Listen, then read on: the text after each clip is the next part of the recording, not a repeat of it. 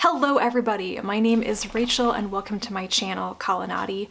Today I'm going to review Invader by C.J. Cherryh. This is the direct sequel to Foreigner, the first book in this series, and in order to talk about it in any meaningful way, I'm going to have to give away the major revelation from the end of Foreigner.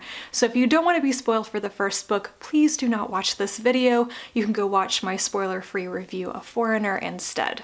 In my opinion, despite my massive nostalgic affection for the first book, Invader is fundamentally a better book. I think it's better in terms of the clarity of the plot, in the pacing, and in how much information the main characters and the reader have. I just think it's more enjoyable in most cases. We also see that Bren has his agency back, he can do his job, he's able to make decisions, and he's very competent. It's quite enjoyable to read about somebody doing their job well, despite their inner misgivings.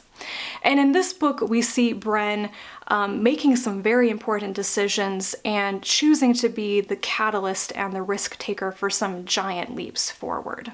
In Invader, we pick up only a couple of days after the end of Foreigner. We know now that the human ship has reappeared in the skies after being absent for 200 years, and its reappearance has greatly upset the already uneasy relationship between the humans and the Atevi on the planet below. And this, of course, explains what was going on in Foreigner. All the Atevi and Tabini, the IG or Atevi leader, wanted to know if Bren and therefore his government knew that the human ship was coming back and whether it is a threat to Atevi interests or not. But now that Tabini has been more reassured about Bren's loyalty or Manchi and the fact that he does seem to have Atevi best interests at heart, Bren is back on the job being the interpreter ambassador, aka the Paidi. The first big challenge is to get the Atevi in conversation with the ship humans, because so far the ship has only communicated with the human government on Mosfera, which is not a good sign, it's not a good beginning, because an anti-Atevi faction is probably in charge of the human government, and they want to cut Atevi out of the whole thing entirely. Bren knows that's not a good idea, so he wants to get Tabini in communication with whoever is in charge up on the human ship. And basically the story turns into a lot of communication, which I find to be interesting given that the first book was so much about a lack of communication. Bren is now a three-way communicator between the human government on Mosfera, with the IG, who he is advising constantly, and speaking to the humans on the ship.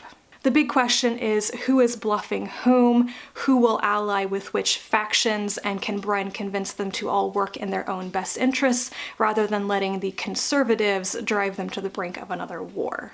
Bren does want what is best for humans in this situation, but I think it becomes even more clear here that he really has Atevi interests at heart, and that is perhaps a more pressing issue for him given that he is living on the Atevi mainland and that he is advising the IG. But he does want the Atevi to have an equal opportunity to go into space and to have an equal share in ownership of the space station if they provide resources and manpower to get it running again.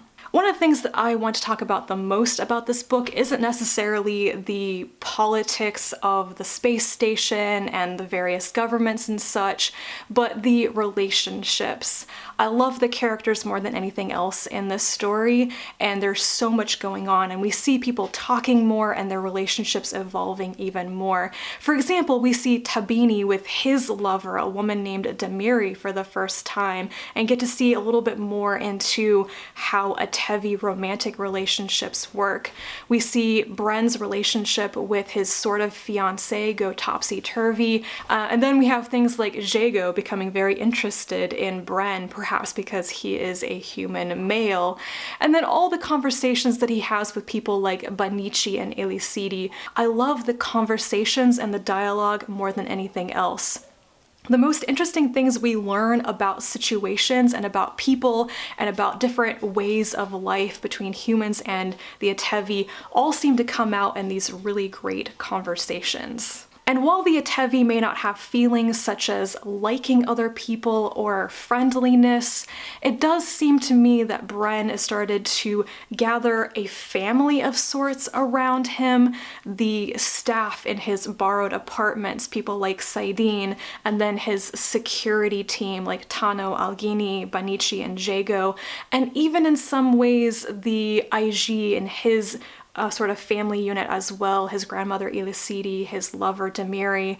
There's just this feeling that he has this growing family around him of people who live together, who trust each other, who are bonded by a common loyalty or manchi, and I love seeing that as well. Overall, I would say that Invader is very intellectually interesting. It's very politically driven, but what appeals to me the most in the long term about this story is frankly just the relationships between humans and Atevi. And if that sounds interesting to you as well, you should definitely continue reading in this series. I think it gets even better after Foreigner. Those are all my thoughts, so far at least, on rereading Invader by C.J. Cherryh. I may also do a review of the third book, Inheritor, when I finish it, so I can kind of close out the first trilogy in this universe. We'll see if I have anything new to say after finishing that third book, though. Let me know if you have read this book. What are your feelings on it versus the first one, Foreigner? I would love to know. Thank you guys so much for watching, and I'll be back to talk to you again soon. And until then, bye.